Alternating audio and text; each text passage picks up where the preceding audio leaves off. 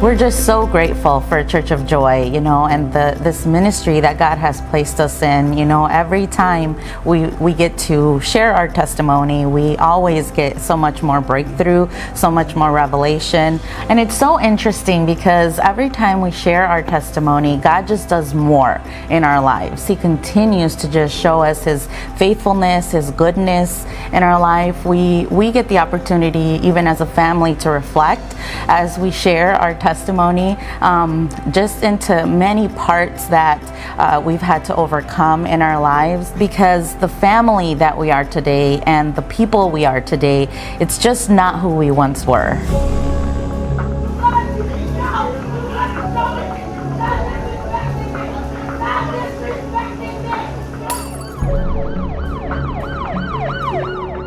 Hey, how you doing? Police! Put your car in park! How much did you have to drink tonight?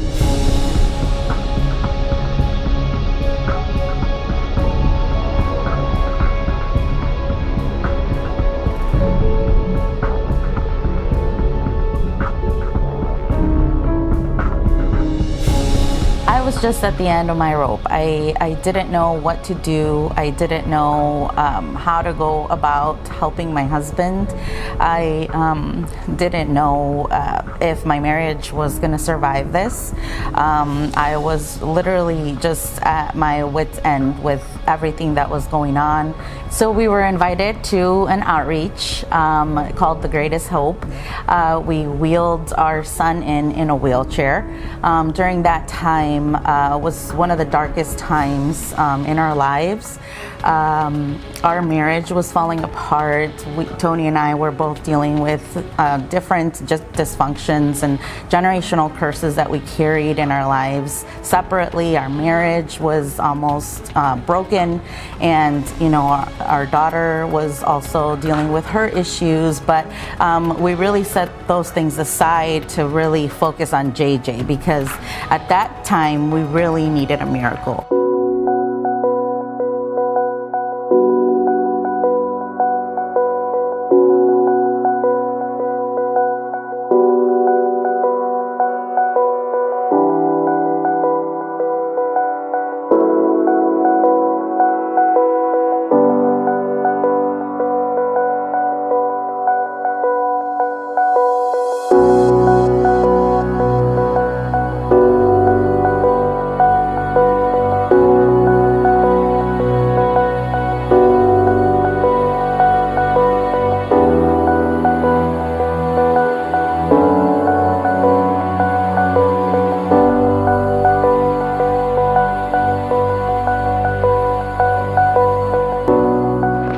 Rare and difficult childhood disease called Perthes. It's a childhood rare disease where the blood flow stops going to the hip and the femoral head starts to crumble. How rare is it?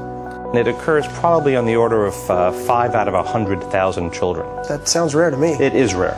Diagnosed with a rare condition called Perthes disease, his hip bone was disintegrating. JJ, he was just in a really bad spot. He had 6 metal rods that actually went through his skin. He needed a walker to walk. He was basically incapacitated by this disease. We were just in a hopeless situation during that time, and we really needed a miracle. I really didn't remember that much since I was on a lot of medication and just a lot that I was going through, a lot of pain. My life was just at an all-time low if you really think about it, because I couldn't play soccer, the sport that I loved. I couldn't do anything that I really truly wanted to. I had to see my friends play the sport that I love. When I couldn't do nothing, I was just watching them, and it was just a dark time, and I couldn't do nothing about it because there was 6 metal rods going through my skin and bone, so it was just a lot at the time. Honestly, my sister, she helped me through a lot because she protected me of seeing what my parents and all the struggles that we were going through. She made it seem like it was not that bad when in reality it was. It was really important for him not to see, the things that I saw, because I kind of felt all the pressure, I felt all the impact, and I didn't want him to kind of go through everything that I went through. I didn't want him to feel the emotions that I had to go through. I didn't want him to deal with the things that I had to go through, because it did get overwhelming. It did get kind of a lot at times. There was a lot of overthinking. There was, some negative thoughts and things like that, and I really didn't want any of that to come to him, because he already had a lot to deal with his whole ex fix. So every time that something was about to happen that could have ended really badly, I would always take him and I would run him to our bedroom, and it was kind of at the end of our house, and I would run him to our bedroom. I would close the door and I would put the kind of like cartoons on, and I would put it on like blast, because I didn't want him to hear the screams. I didn't want him to hear the things being thrown. I didn't want him to hear any of that, because also it was a very scary time. It wasn't just kind of sad, but it was actually very scary, because things could have ended really badly. Having to deal with an addictive, a husband with an addiction can be very devastating for somebody and can push you to be in a really dark place. So I was dealing with a lot of emotions and in a really dark place too,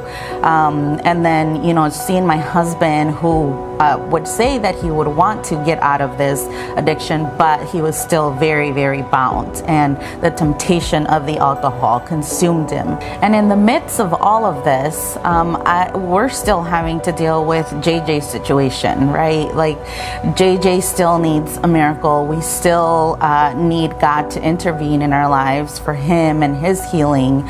And his disease was very rare, so we actually had to drive or fly sometimes to Baltimore, where a specialist was there, and we believe that God used him to help us in that season. But I'm having to deal with Tony's addictions and trying to see if he's going to come home, because sometimes he would leave for days at a time, or if I would see him in a certain condition the next time I saw him, and then also trying to stand, having done all to stand for my daughter too, because she's dealing with her situation, and she's having to deal with a lot of things and go through so much. I had to stop working, and we were really dealing, even in we were dealing with a financial crisis also.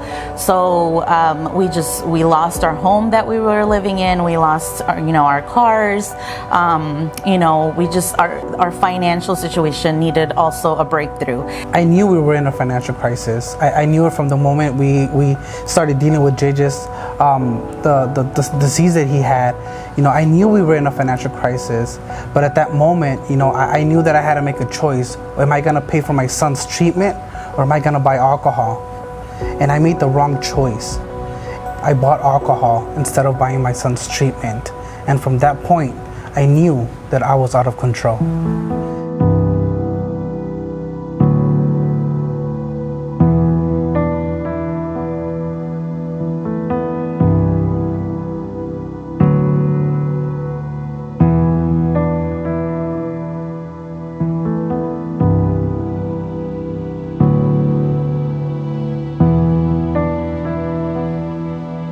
When I started my, alcohol drinking and my other addictions that I started at the age of 13, from that point on, I knew that I didn't have control. I didn't have control of my alcoholism. And even before Church of Joy, I had nothing. I had nothing to go off of. I had nothing or nobody other than those friends that call you, hey, let's go out there and drink. Hey, let's go and hang out. Let's leave your family and just come with us. It's gonna be fun. That's the out of control, that where the bondage that you have to alcohol is greater than the love that you have for your family. And I knew I was at that point. I knew that I loved the alcohol, or I was bound to alcohol more than being with my family. So when I came to Church of Joy, and even it was harder for me because it was the first time that I was being held accountable. It was the first time where I had men pressing me, hey, what are you doing, or calling me or texting me. I'm not used to that. I wasn't used to that. I was more used to like, hey, let's go out and party.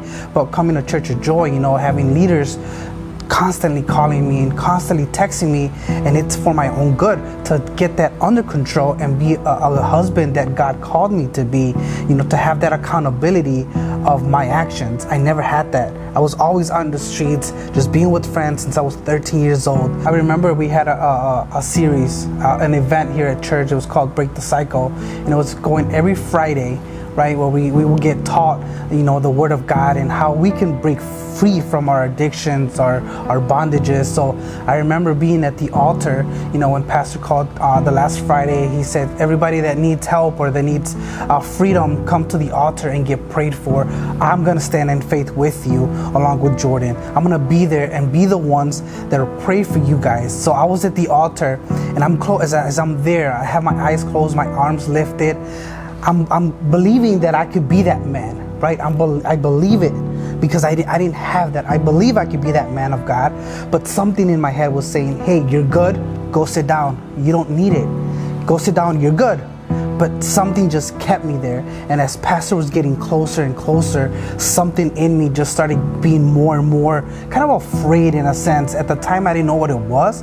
But as I made the decisions to go back to my seat, Pastor was in front of me, and as soon as he prayed for me, he laid hands on me, I was out in the Spirit. And within that's when my deliverance came in. That's when I saw myself kneeling down in a dark place and just listening to footsteps, and those footsteps just kept on bringing this nice color blue, and as I looked down, I saw the feet, and they were the feet of Jesus. And with just one swipe of his hand, the whole room lit up, and there was no more darkness. And I remember when I got up, it was after service, so I was out there for a while. After that night, when I got up, I never touched alcohol ever again.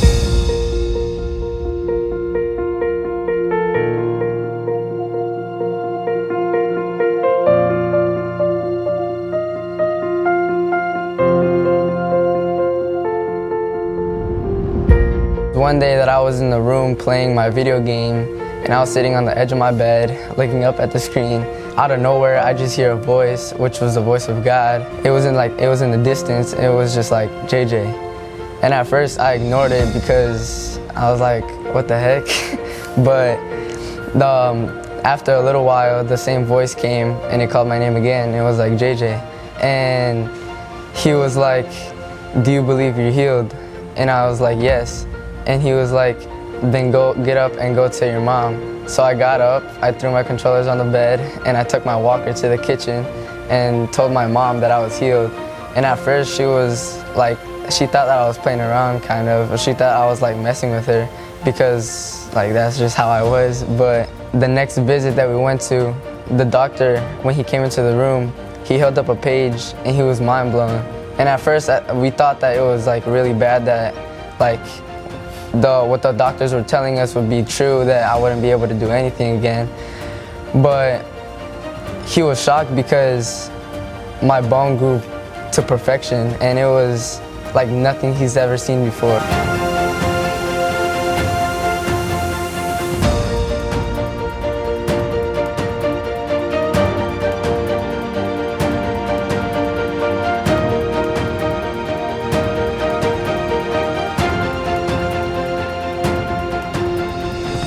Just looking at where we're at today, I'm just so grateful for my dad and parents and mom and sister and the pastors that I have and the Lord, because he's brought me through all the struggles that I've went through, and just seeing everything that he's doing in my life. For example, soccer. I'm playing at this high level, which is basically semi-pro. It's the highest level you could play in the United States. And playing the drums for a youth group and sometimes in the main sanctuary. And also being part of the Fuego Amigos that I'm actually super glad to be part of, because I'm alongside Ezra and Matthew, which also have been a great part of my journey because they've been through the process with me for like half of it, but they honestly uplifted my energy while going through it. When I look at myself now and the man of God, the husband, the father that I am now, it's a total different guy, right? It's a total different man. I don't know what we would have done not coming to Church of Joy. Honestly, I've seen family members pass away from alcoholism. I've seen family members get, destroyed, their families destroyed. I was going in the same path as them.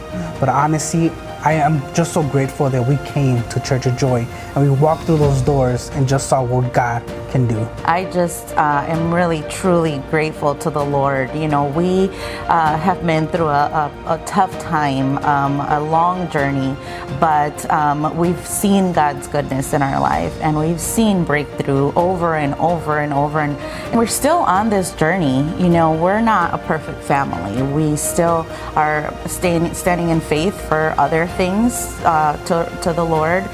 We still have areas in our lives that we need to work on, but the things that we're dealing with now are not the things that we were dealing with when we first came to Church of Joy. We've really just been united as a family, and even myself, you know, in that season where I was really lost, I found a lot of purpose coming here. I found a lot of purpose in what I was doing, who I was becoming. The Bible college, I'm in Bible college right now, so the Bible college really gave me identity. And it gave me really a sense of who I am and who the Lord sees me as. We hold our family very consecrated. You know, we live with boundaries. We live with certain protections in our lives that are not a burden, but they're a protection for us because we know what we came out of. And so now our lives are set apart. We dedicate our time. We give of our finances. We serve, we are obedient, you know, and it's all, you know, because of everything that the Lord has done for our family. And we're just grateful, and we're just thankful to Pastor Louis, Miss Trish, this whole ministry, because our lives wouldn't have been what they are now. And even, you know, with our son, our newest addition to our family, I know he wouldn't have been here if, you know, Tony and I would have quit. If the devil would have had his way. So we're just very, very grateful. And we are still, you know, we're imperfect people, but we believe that the Lord is going to continue to break us through. We're going to see his hand of goodness over our lives. And as his word says, we've never seen the righteous forsaken. So we are definitely continuing to walk this journey out alongside and take refuge in the Lord and continue to be where he's called us to be.